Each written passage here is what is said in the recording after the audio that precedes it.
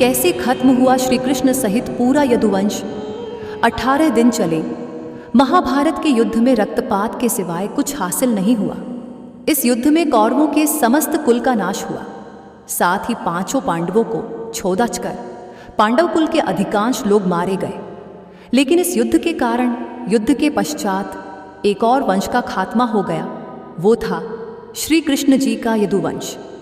गांधारी ने दिया था यदुवंश के नाश का श्राप। महाभारत युद्ध की समाप्ति के बाद जब युधिष्ठिर का राज तिलक हो रहा था, तब कौरवों की माता गांधारी ने महाभारत युद्ध के लिए श्री कृष्ण को दोषी ठहराते हुए श्राप दिया कि जिस प्रकार कौरवों के वंश का नाश हुआ है, ठीक उसी प्रकार यदुवंश का भी नाश होगा। गांधारी के श्राप से विनाश काल आने के कारण श्री कृष्ण द्वारिका लौटकर यदुवंशियों को लेकर प्रयास क्षेत्र में आ गए थे। यदुवंशी अपने साथ अन्न भंडार भी ले आए थे। कृष्ण ने ब्राह्मणों को अन्न दान देकर यदुवंशियों को मृत्यु का इंतजार करने का आदेश दिया था। कुछ दिनों बाद महाभारत युद्ध की चर्चा करते हुए सात्यकी और कृतवर्मा में विवाद हो गया। सात्यकी ने गुस्से में आकर कृतवर्मा का सिर काट दिया। इससे उनमें आपसी युद्ध भड़क उठा और वे समूहों में विभाजित होकर एक दूसरे का संहार करने लगे। इस लड़ाई में श्री कृष्ण के पुत्र प्रद्युम्न और मित्र सात्यकी समेत सभी यदुवंशी मारे गए थे। केवल बब्रू और दारुक ही बचे रह गए थे। यदुवंश के नाश के बाद कृष्ण के ज्येष्ठ भाई बलराम समुद्र तट पर बैठ गए और एकाग्रचित्त होकर परमात्मा में लीन हो गए। इस प्रकार शेषनाग के अवतार बलराम जी ने देह त्यागी और स्वधाम लौट गए। बहेलिये का तीर लगने से हुई श्री कृष्ण की मृत्यु। बलराम जी के देह त्यागने के बाद जब एक दिन श्री कृष्ण जी पीपल के नीचे ध्यान की मुद्रा में बैठे हुए थे, तब उस क्षेत्र में एक जरा नाम का बहेलिया आया हुआ था। जरा एक शिकारी था और वह हिरण का शिकार करना चाहता था। जरा को दूर से हिरण के मुख के समान श्री कृष्ण का तलवा दिखाई दिया। बहेलिये ने बिना कोई विचार किए वहीं से एक तीर छोड़ दिया, जो कि श्री कृष्ण के तलवे में जाकर लगा।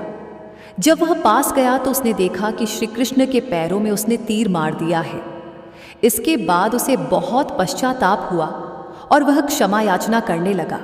तब श्री कृष्ण ने बहेलिये से कहा कि जरा तू डर मत, तूने मेरे मन का काम किया है। अब तू मेरी आज्ञा से स्वर्गलोक प्राप्त करेगा। बहेलिये के जाने के बाद वहां श्री कृष्ण का सारथी दारुक पहुंच गया। दारुक को देखकर श्री कृष्ण ने कहा कि वह द्वारिका जाकर सभी को यह बताए कि पूरा यदुवंश नष्ट हो चुका है और बलराम के साथ कृष्ण भी स्वधाम लौट चुके हैं।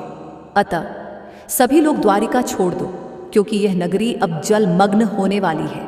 मेरी माता पिता और सभी प्रियजन इंद्रप्रस्थ को चले जाएं। यह संदेश लेकर दारुक वहां से चला गया। इसके बाद उस क्षेत्र में सभी देवता और स्वर्ग की अप्सराएं, यक्ष, किन्नर, गंधर्व आदि आए और उन्होंने श्री कृष्ण की आराधना की। आराधना के बाद श्री कृष्ण ने अपने नेत्र बंद कर ली और वे सशरीर ही अपने धाम को लौट गए। श्रीमद् भागवत के अनुसार जब श्री कृष्ण और बलराम के स्वधाम गमन की सूचना इनके प्रियजनों तक पहुंची तो उन्होंने भी इस दुख से प्राण त्याग दिए। देवकी, रोहिणी, वसुदेव, बलराम जी की पत्नियां, श्री कृष्ण की पटरानियां आदि सभी ने शरीर त्याग दिए। इसके बाद अर्जुन ने यदुवंश के निमित्त पिंडदान और श्राद्ध आदि संस्कार किए। इन संस्कारों के बाद यदुवंश के बचे हुए लोगों को लेकर अर्जुन इंद्रप्रस्थ लौट आए।